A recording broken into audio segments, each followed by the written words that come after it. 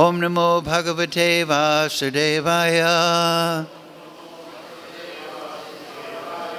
Om Namo Bhagavate Vasudevaya. Om Namo Bhagavate Vasudevaya. Om Namo Bhagavate Vasudevaya.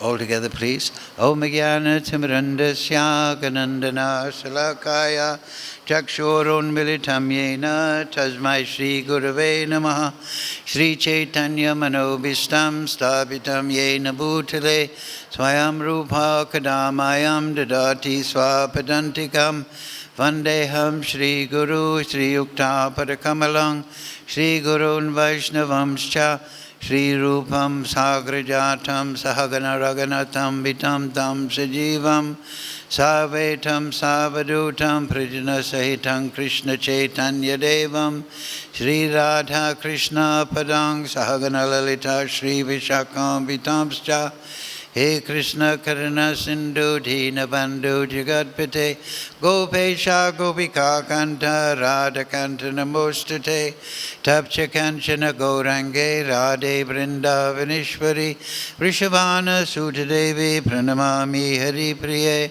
Panchakalpatarubhyascha Kripa Sindhu Bevacha Patitanam Pavnebhyo Vaishnavebhyo Namo Namaha Shri Krishna Chaitanya Prabhu Nityananda Shri Advaita Gadadhara Shivasadi Gaura Bhakta Vrinda Hare Krishna Krishna Krishna Hare Hare Hare Ram Ram Ram Hare Hare.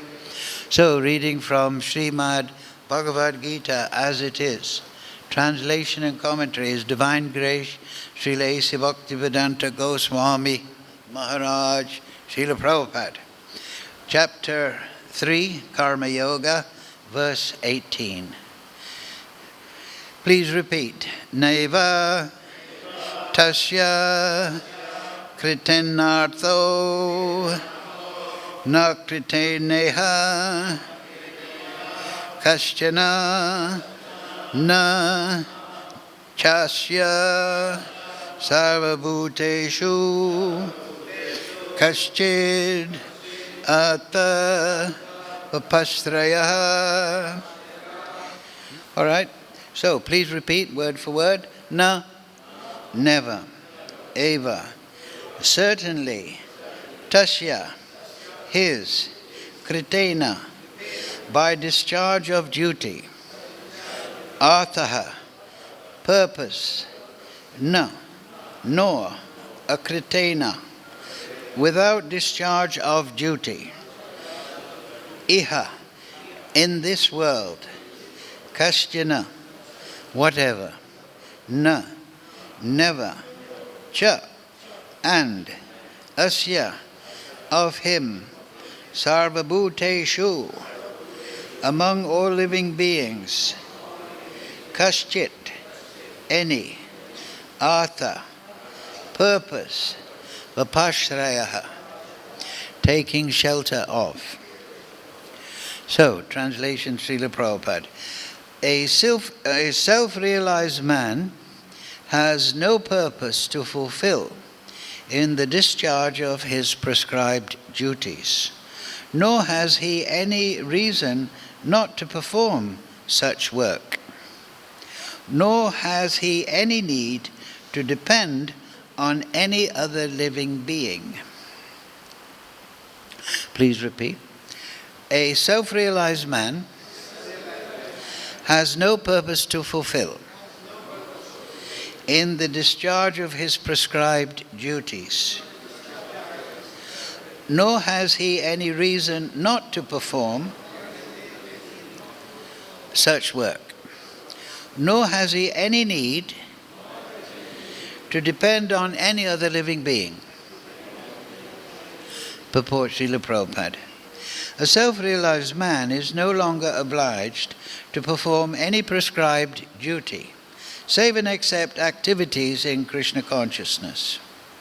Kṛṣṇa consciousness is not inactivity either, as will be explained in the following verses.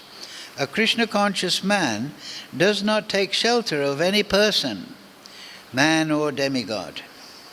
Whatever he does in Krishna consciousness is sufficient in the discharge of his obligation. So, Prabhupada always pay attention to the last sentence. Whatever he does, that's the Krishna conscious man, in Krishna consciousness is sufficient in the discharge of his obligation. Mukam karochi vachalam pangam like tegrim yad kripatam aham vande Sri Guru Nrinatarinam. Naiva tasya kṛtenārtho nākṛteneha kaścana. Tasya sarva-bhūteṣu kaścid artha-vyapāśrayaḥ. A self-realized man has no purpose to fulfill in the discharge of his prescribed duties, nor has he any reason not to perform such work, nor has he any need to depend on any other living being. So this sloka we have to see in context. And perhaps in this class we can also understand how to become a self-realized man, right? This is how the translation, Srila Prabhupada starts. A self-realized man has no purpose to fulfill in the discharge of his prescribed duties. So the implication is that if you're not self-realized, you do have a purpose to fulfill. But that pure devotee, self-realized man, has no reason not to perform them. And you can see in the next sloka, yes, kings such as Janaka attained perfection solely by performance of prescribed duties. Therefore, just for the sake of educating people in general, you should perform your work. So King Janaka, he's the father of Sita Devi. So such a great transcendental personality, but still, just as Kṛṣṇa himself will say, that he is appearing in this world dharma samsthapanāthaya. So the great self-realized souls, they will perform their duties apparently within the framework of varnashram, according to their qualities. Their work is prescribed, that is their duty, and it will be for the purpose of guiding people in the spiritual life. But ultimately, as we see actually in verse 55, these personalities are transcendental to the modes. In that sloka, Kṛṣṇa says, Chaturvana maya shrishtam guna karma vibhagasha. So he's describing varnashram, and he says the work of a person, the duty of a person, that a person has to perform, that is born out of his guna. So that is a reference to the material guna. The three gunas, as you know, sattva, raja, and tama. So those that are strongly in sattva gun have a Brahminical tendency. Their tendency is towards spiritual knowledge, intellectual thought.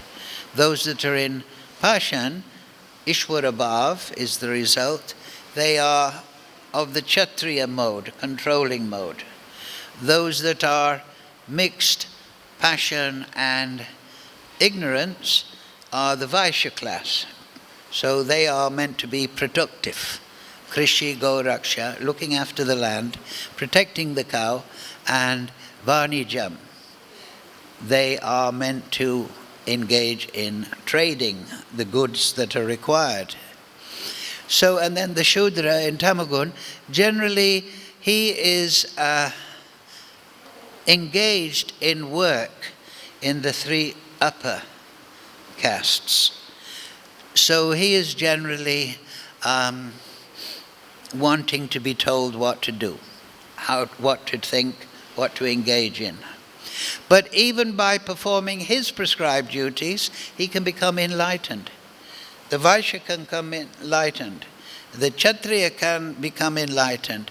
And the Brahmanical person, he is in a very good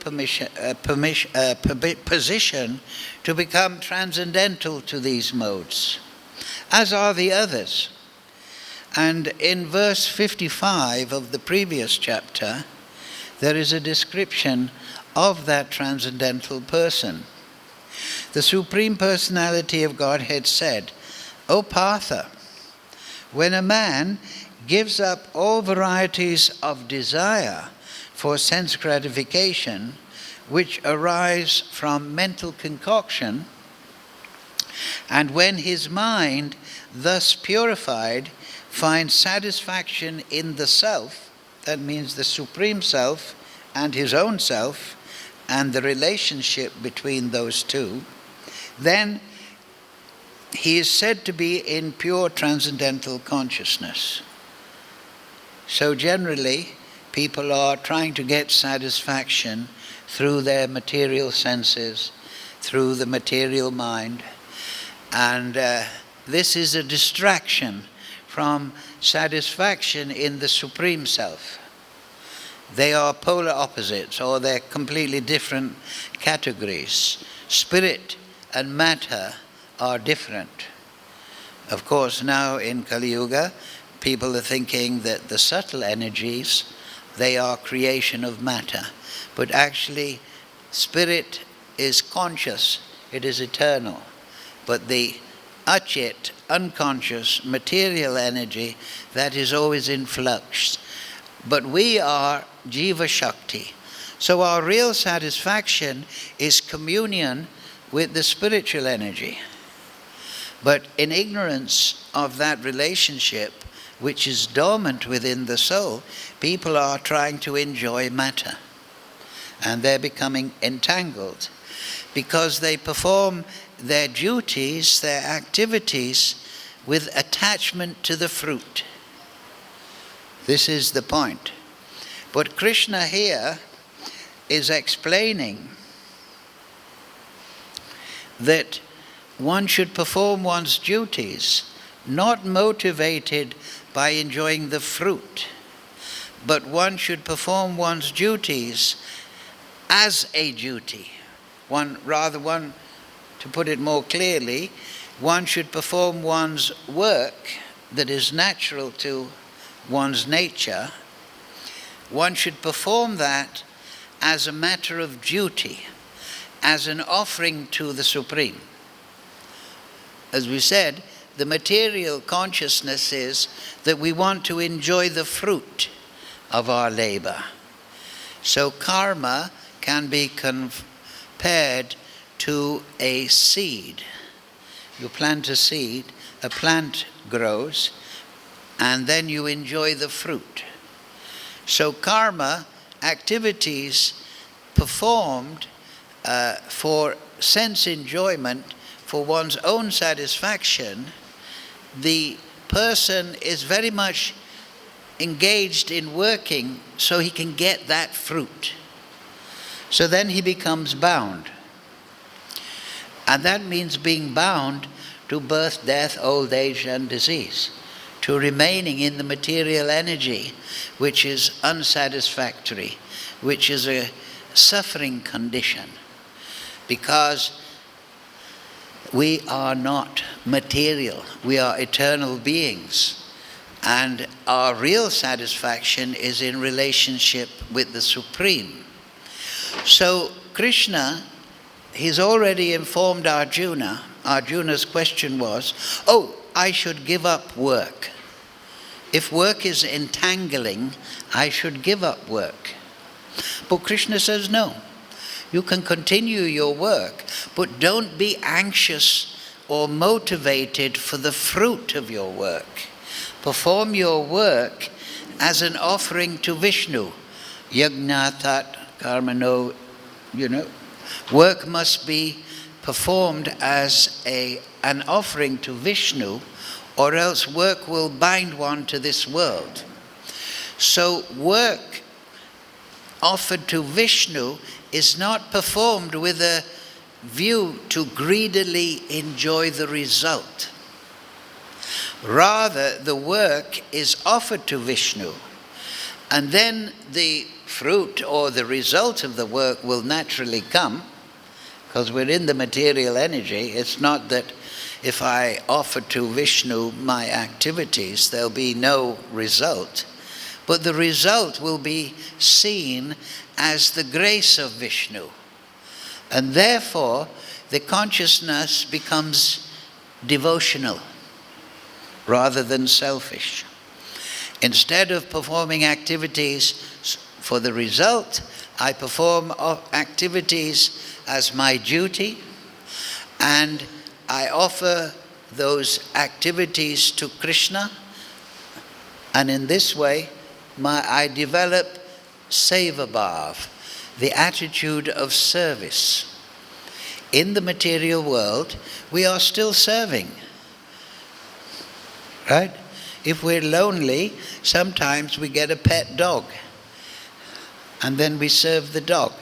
Take the dog for a walk, wait while it runs around, chasing a rabbit or something.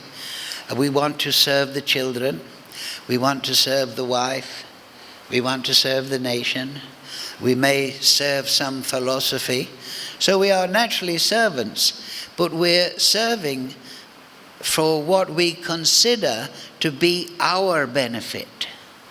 For we're motivated ultimately, though we may be serving the family, the nation, the dog, but we are doing it, as we just read, through mental concoction. We're thinking that this will make me happy. If I have a wife and the children are happy, if I have a dog and the dog is happy, if I serve the nation, then I'll be happy. I will derive some benefit. But the relationship is temporary and it is not satisfactory. And it is full of stress. Everybody who has children will understand that children are very nice, they're very joyful beings, but also the parents are full of stress. Are the children healthy? Are they fed? Is the teacher in the school good? Are they safe in transport? People are always in anxiety in this material world. This world is kunta. It is the unnatural condition of the soul. The soul is meant to be free of anxiety. It is not meant to be laboring under mental concoction, under speculation. It is not meant to take satisfaction in just pleasing the senses and mind of the body. The real satisfaction is in our relationship with the Supreme Lord. And that is the self-realized soul. That is the Siddha Bhakta. So that personality is transcendental. This is the message Kṛṣṇa is giving us. That personality who is taking satisfaction in his relationship to the Supreme Lord, that person is transcendental to the material modes. Varnashram is meant to discipline the material activities, the material tendencies, the material desires of the conditioned living entities. It is meant to give them an opportunity to develop service attitude by performing those activities as an offering to Vishnu. This is what Kṛṣṇa has told Arjuna in the previous chapter, that you should perform your duty, but not considering profit or gain, loss or gain, fame or infamy, so on and so forth. You should perform your duty, Arjuna, as an offering to the Supreme. So that is the beginning of our relationship with the Supreme Lord. Because our relationship with the Supreme Lord is seva-bhāv. In the material world, everyone is serving themselves, their own desires, in forgetfulness of their relationship with the Supreme. But in the spiritual world, which is illustrated in the Srimad Bhagavatam, 10th canto, throughout the Bhagavatam, everyone is serving the Supreme Lord in relationship to that Supreme Lord. That is called Swarup Siddhi.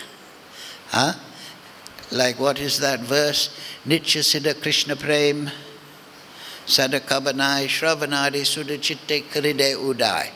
That this Krishna Prem, this loving relationship towards the Supreme Lord is there, but it has to be awoken. It's sleeping. Just like within the seed, the tree is there, the flower is there, but it is not in full bloom, it is not blossoming. So we all are dormant spirit souls in this material world. We are all distracted from our relationship, from developing our relationship, because we're not serving the Supreme, which is the basis of our relationship. We're serving our own body, which we take to be the means of our satisfaction. We're serving our mind.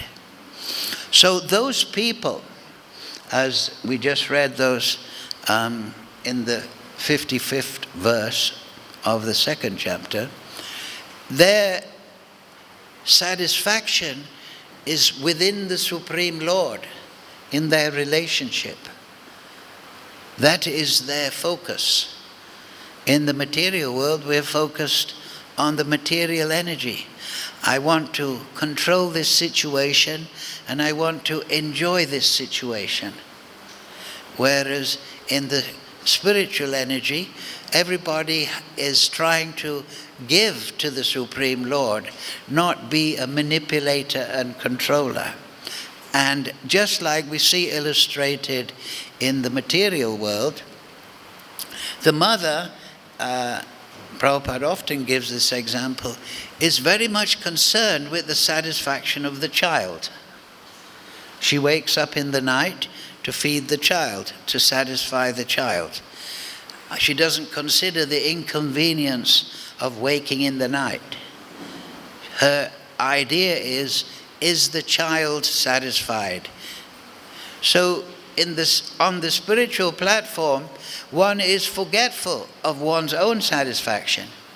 And that is perfectly safe, because in the spiritual platform, we are in the spiritual energy. We are not within this vakunta. We're not within this cycle of birth and death that we inevitably have to undergo. We are in our natural, eternal environment. So, how to attain that? So those persons who have attained that, they are the Mahabhagavats. So in Varnashram, yes, the basic categories is the Brahminical mentality, Kshatriya mentality, Vaishya mentality, and the Shudra mentality. But above that is the Mahabhagavat, the self-realized soul. And he is Siddha-swarup. He is situated within his Swarup, his relationship with Kṛṣṇa. So he is disconnected from the material energy at all times. Just like at the beginning of the Bhagavatam, Queen Kunti says, "May my love and devotion always flow towards you, Kṛṣṇa, just like the Ganga flows to the sea." And the description of Prahlad Maharaj, that his mind was always absorbed in the Supreme Lord, non-stop. He wasn't distracted by Maya. Sometimes, like we heard a few weeks ago, what's the balance between spiritual life and material life? Well, actually, there's not meant to be any balance. We're meant to have complete absorption in spiritual life, and that can be attained even within the material energy, on the basis of seva-bhav, a loving reciprocation with the Supreme Lord. Tesham satata yuktanam bhajitam pritipurvakam. So, pritipurvakam, dadami buddhi yogam tam yenamam upayantite. So, the central core of bhakti sadhana, of sadhana bhakti marg, is the cultivation of this favorable mood. Just like Maharaj, I heard him say in the previous class, anukulyena krishnanu shilanam, bhakti uttama. That this is the essence. It is just the favorable mood. And that is there, nityasiddha, but karide udai. It has to be awoken by what? Shravanadi sudachitte. Shravanadi means by hearing, chanting, smaranam, padasevanam, archanam, vandanam, dasyam, sakyam, atmanivedanam. But we are vibhinangsa, we are jiva shakti, we are vibhinangsa, separated part and parcel. What does that vibhinangsa mean? We're not separated because we see Vasudeva Savamiti. The previous verse, Aham sarvasya prabhavo matak sarvam pravatite. Krishna says, everything emanates from me. Everything is my energy. Krishna says, Mama angsa jiva. The jiva, the living entity, is my part and parcel. So somebody may say, well, how are we separated? What is the separation? The separation is that we are architects, we are controller, just in the same way that Krishna is controller, but we are controller of our focus, of our consciousness. This is the great gift of Krishna. We can sit down and drink water. Or we can sit down in hot season and drink a glass of water and put a tulsi leaf there. Or first, offer it to Krishna. But that is our choice. So we have to realize that in the material energy, we're very much carried along by our habits to enjoy the senses, to enjoy the tongue, belly, genital, the smell, the hearing, nice cloth, money, status, kind words. And we can be easily manipulated or carried along by the material energy. But if we have spiritual knowledge of our actual nature, of the actual quality of the spiritual world and the actual quality of the material world, then we can use our choice to our own benefit. If we think we have no choice, if we think we have just this material world, then we just become carried along in life. I've got to do my material work, I've got to look after the kids, I've got to satisfy the boss, I've got to run the business, I've got to watch the television, and we're carried along.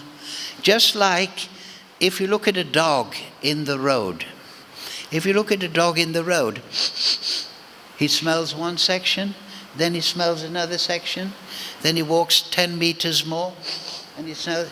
He's been dragged here and there by his nose. Right? He's not sitting down and thinking, I'm going to meditate. No, he is just carried by the senses. But in the human form of life, the living entity, the soul, can understand that I have a choice.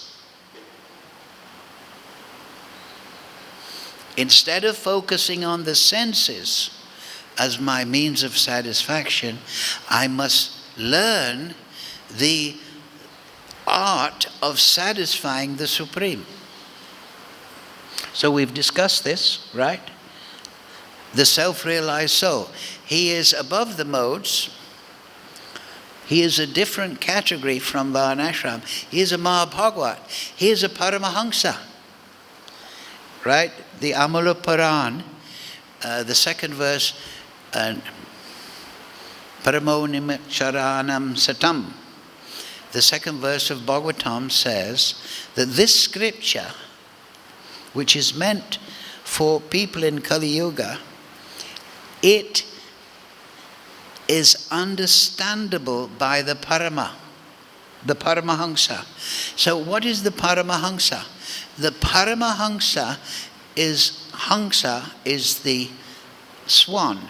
So the swan can separate milk from water. It's in the lake, and you throw in the water, it can filter the milk. So the Paramahamsa is the person who is always in touch with the spiritual energy, even though he's in the material creation, because he sees this creation is a mixture of matter and spirit. And how do we do that practically? If you remember the last few weeks, we'll just revise that. How to become fixed in that Supreme. So the meditation is given at the beginning of the Brahma Samhita. The description of Golok Vrindavan, Radha and Kṛṣṇa are situated within the whirl of a lotus. And those lotus petals are the abodes of the gopis. They're the abodes of the devotees. And this is surrounded by the Digpal and by it's all described there. So, we have choice. That means we can control our own consciousness if we exert our desire. We are in the material world by desire. And we can go to the spiritual platform by desire. So Krishna says, Ye tam mam prapadyante tamsteva bhajamyaham. All of them, this is later on, as they surrender unto me, as they decide to surrender, as they choose to surrender to me, I reciprocate accordingly. So if we want the spiritual platform, the basic requirement is that we desire that. What is that verse? Nityo nityanam chaitanas chaitananam eko yoda dadati kaman. Of all eternals, there is one Supreme. Of all conscious beings, there is one Supreme. And He is fulfilling the desire of all the other living entities, all the other conscious beings. So when Kṛṣṇa sees that you want to enter into spiritual relationship, He arranges it. He fulfills that desire. But He gives the sadhana. He gives Vaidhi sadhana, Rag sadhana, Bhav sadhana, Prem sadhana. So we should learn the art of this, but the central theme is desire. And that is prayojan tattva, knowing the necessity, knowing the desire. So sadhusanga, sarva-shastra-hoy, lavamata sadhusanga, sarva-siddhi-hoy, brahmanda brahmate kona bhagavan jeev, Guru Krishna prasadi bhai, bhakti lata beach, mahat sevam dora mahor vimuktes. It is by service to those Mahatmas, these liberated souls that are not acting through sense enjoyment, by their service, their sangha, their instruction, that we can very easily attain the spiritual platform.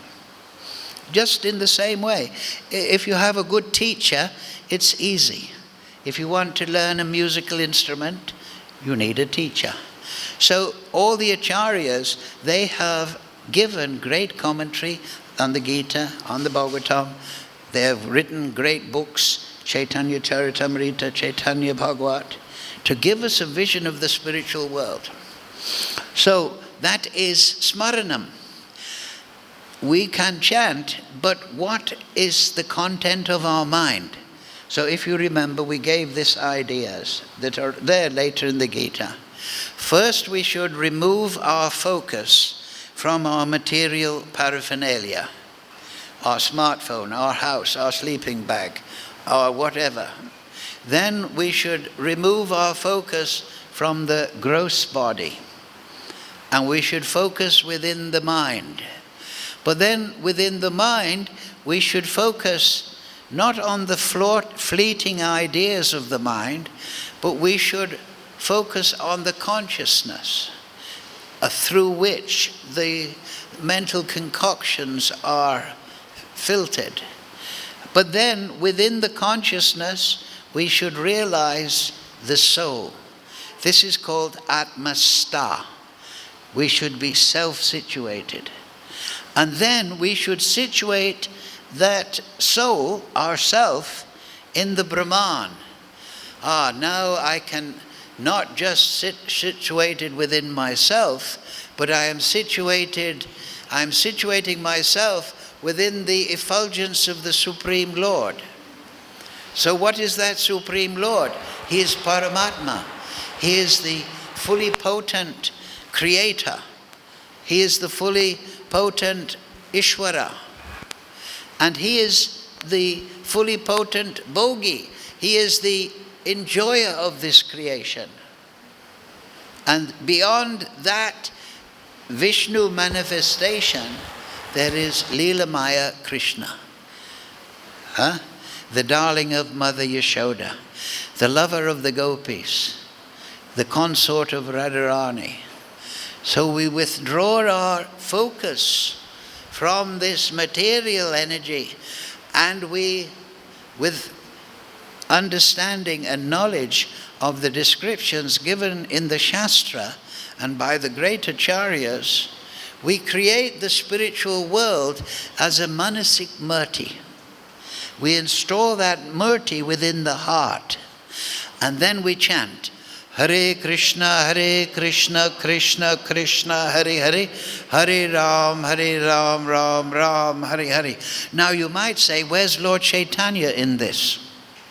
You are sitting and chanting, worshipping this vision of Krishna, Golok Krishna, Gokul Krishna. And we are all situated in the kirtan party of Mahaprabhu. Right? Just like we see the pictures of Chaitanya Mahaprabhu. He's dancing in ecstasy. Why? Because he is absorbed in the vision of the spiritual world. So this is the internal practice of Krishna consciousness. This is given in the Brahma Samhita by all the acharyas. And we chant not like a parrot, but we cultivate this loving mood. Again, this is our choice. We can see somebody, and if we're badly conditioned, I don't like that person. And we can speak badly. We can choose to do that. That is not a good person. Or we can have a loving vision. We can cultivate friendship with somebody. We meet somebody for the first time and we become empathetic. We talk nicely to them. So we cultivate loving mood towards Kṛṣṇa out of our desire. And that is the beginning on the basis of seva-bhāv, and that is buddhi-yoga. We read how the pure devotees relate to Kṛṣṇa in a loving mode, and we try to adopt that mood. And that awakens our natural mood. And then we can become like here. We can become siddha-swarup. We can become perfected devotee. Because by desire, we have chosen bhajatam pritipurvakam. So we have to have siddhanta, and then we have to have choice, desire. And then success will come by the grace of Kṛṣṇa. Hare Krishna, Krishna Krishna, Hare Hare, Hare Ram, Ram Ram, Hare Hare. But the point is here, great devotees, they still act within the material energy as a good example. But some become avadutas, right? Some may just sit under the tree and do their bhajan. It is up to Kṛṣṇa. Any question? Okay, we'll finish at this. Oh, one question. Yes, go ahead.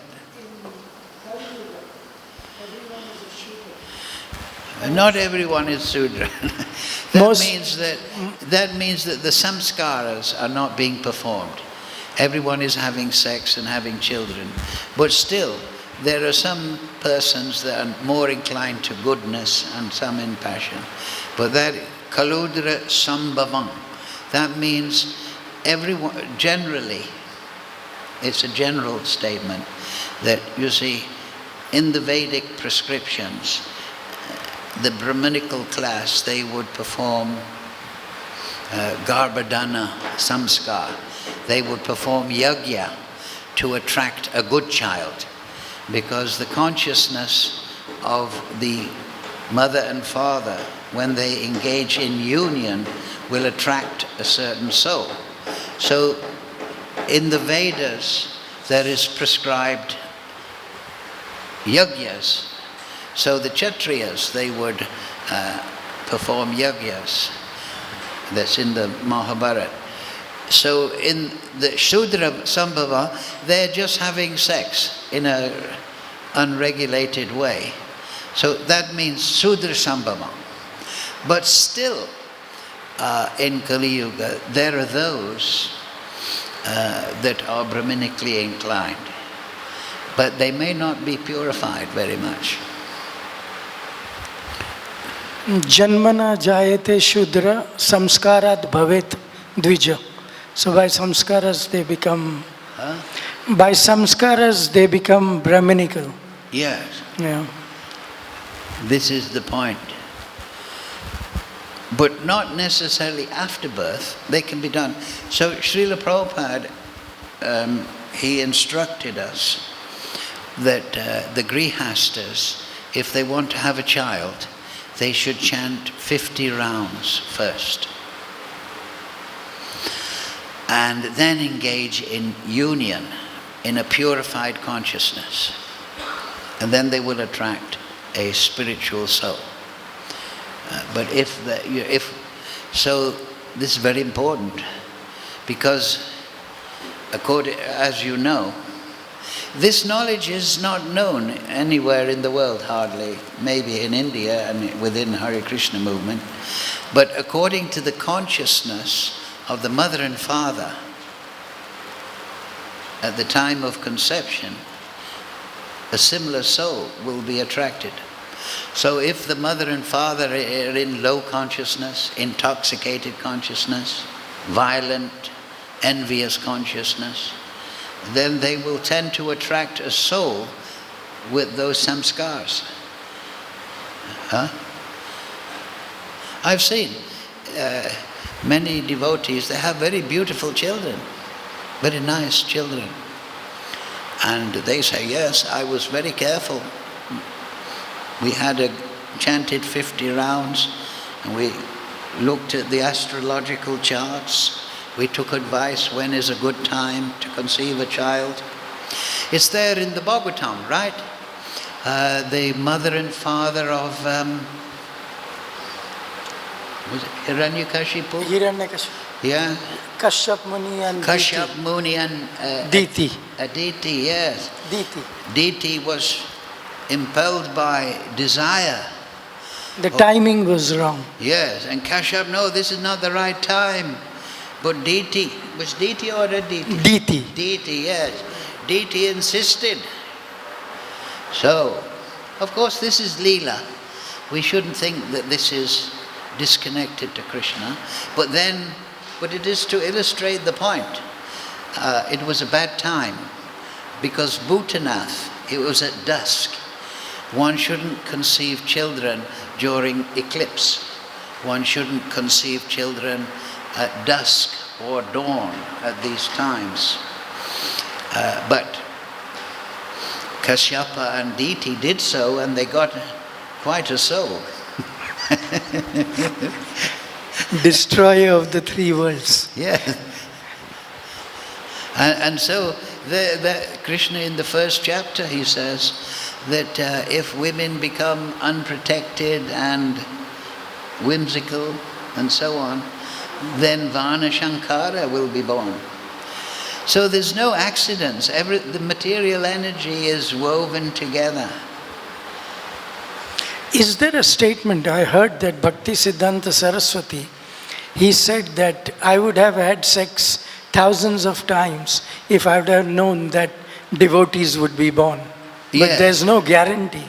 Yes. And well, we can see that Advaitacharya, not all of his sons Yeah. took up to, Yeah. That's definitely, he did say that. I've heard that. He said, because he was Naistiki Brahmachari. And I think, I would have 100 children if I could have good children. So the great Brahmachari, he was saying. So in this section, Kṛṣṇa says, I am sex life according to regulative principles. Now in Kali Yuga, in the man-made religions, they make sex into the devil.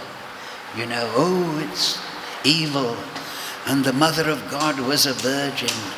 So this condemns sex. That's ridiculous. Sex is an appetite, just like hunger. We want to eat. So generally people can't do without sex. So then they can have sex in a regulated marital environment. But then they should know, just like you regulate your eating, you offer your foodstuffs, so the sex life can be offered to the Supreme, and then you'll get good child. If you eat prasadam, you'll get good health, good consciousness. So if you have regulated, spiritualized sex life, there's no objection. Most of the devotees of Mahaprabhu, most of the people in the world, of course, are grihastas. So man-made religions in Kali Yuga, they tend to think sex is the devil or something, But that's stupid. But even after thinking, the general society is going in the opposite direction. Do away with marriages, have children outside marriages, and don't take responsibility, have sex without taking responsibility. Well, this is a very important point. The demons, you see, the more sex is removed from procreation, the more degrading it becomes. Just like in the natural world, the lioness comes into heat, the deer comes into heat, and then they have union. So you see in the natural world that animals generally have sex for children, to have lion cubs. But in the human society, in Kali Yuga, people are having sex without even wanting children, or they're ready to kill the children, so they go to hell. So sex life is for procreation. That is such an obvious statement. But now in Kali Yuga, like you say, the demons, they want to break down the family unit. Sex by artificial insemination, sex in this way, sex in this way. But sex for procreation is forgotten, almost. Right? But it will never completely be forgotten, because it's the natural thing. The perverts are always a minority, thank God. So human beings are naturally want to have a wife and children. It's natural. So the demons, they don't want that. They want the family unit to be broken down. And everyone should serve the head Rakshasa, right? For his satisfaction. So they're promoting all these aberrant sexual behaviors. But people know it's wrong. People know it's wrong. But you can see it's still proliferating, like in India. Huh? In India, live-in relationships are on the increase, even in a country like India. So especially in metros like Bombay, Chennai, Kolkata. People are becoming disconnected from natural behavior because they are watching the television and the movies. And these movie stars and the television, they're often the most degraded people. But they're presented as the heroes to be followed, you see. But just like in this next verse it says, Janaka, he performed his duty to lead people. The real paradigms are a good wife, a good man and a good wife, and they should be faithful. In the Bhagavatam it says, the wife should see the body of the husband as a boat by which she can cross the material ocean. It's there in the Bhagavatam. And the same thing for the man, vice versa. He should cross the material ocean in the boat of his wife's body. They should combine together. And they should have regulated marriage. And then they can go back to Godhead. Right? But the Rakshasas, they want to break the arrangement of the Supreme. You see, the Rakshasa, the envious demon, he wants to reverse the natural thing. You see.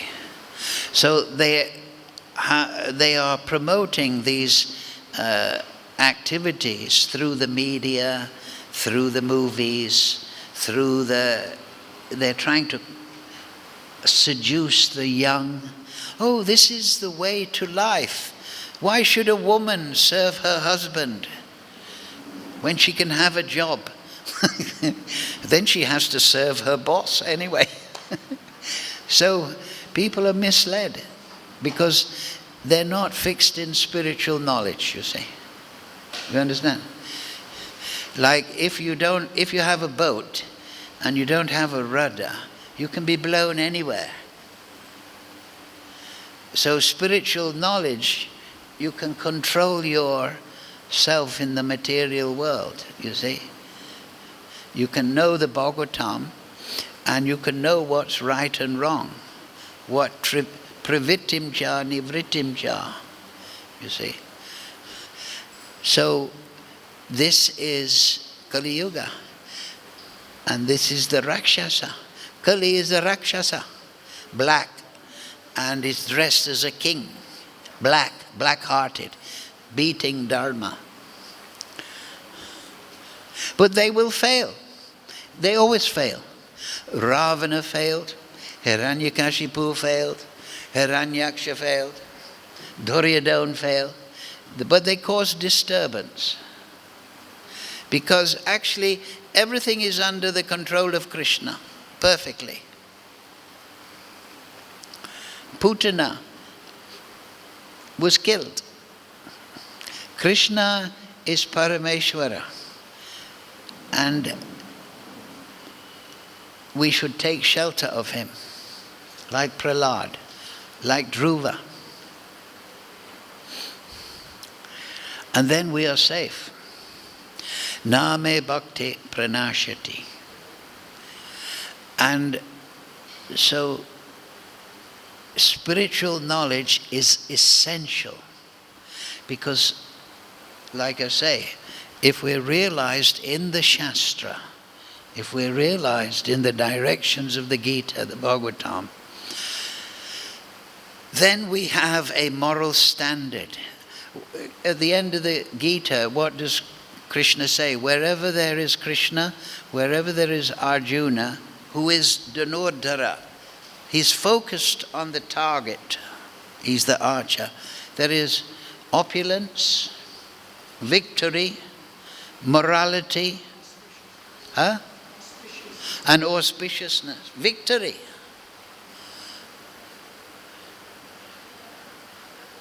Nitir. Those four things are mentioned. So this is very important. Kali Yuga is the best of ages. Kalo dosha nidei rajan. Asti eka mahad gunan. Kṛtenārtho Kṛṣṇasya mukta sangha param vrajat. Because the material world is so terrible, you can't even enjoy. It's so horrible. Everything is so gross, violent. Video games, movies, the newspapers, it's all disgusting. The music. Whatever happened to melody, subtlety? Yeah, so Kali Yuga is so disgusting, it's very easy to become renounced. Because it's terrible. Everything is so terrible. Meat eating everywhere. Drunkenness. Everyone has to take drugs.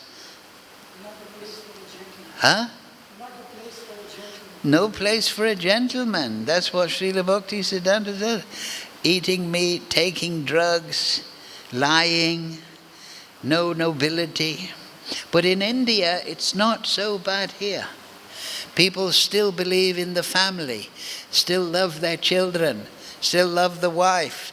That is the building block. So the Rakshasa, they want to destroy the family. Then people become weak.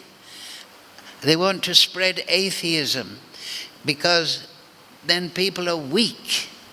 If you believe in nothing, means you believe in anything. So this is Kali Yuga. Disgusting age. An ocean of fault. Manda sumanda mateo manda bhagya upadrita. So there is no enjoyment in Kali Yuga, even if you try. It's hard to go for a walk in the evening. You might be attacked and mugged. I was living in America, in Detroit, and the motor car ran out of petrol. And the American devotee I was with, he said, "This is very bad. We're in the wrong neighborhood. We may become attacked." It's worse than the African jungle. I was in Africa for 2 years. I was in the jungle many times. You feel very safe there. The lions see you and they say, another human. But in certain places in America, if you go out at night, so, He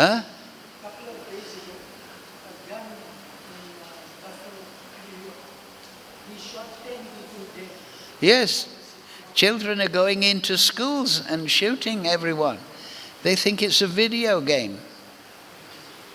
Hare Krishna, Krishna Krishna, Hare Hare, Hare Ram, Ram Ram, Hare Hare.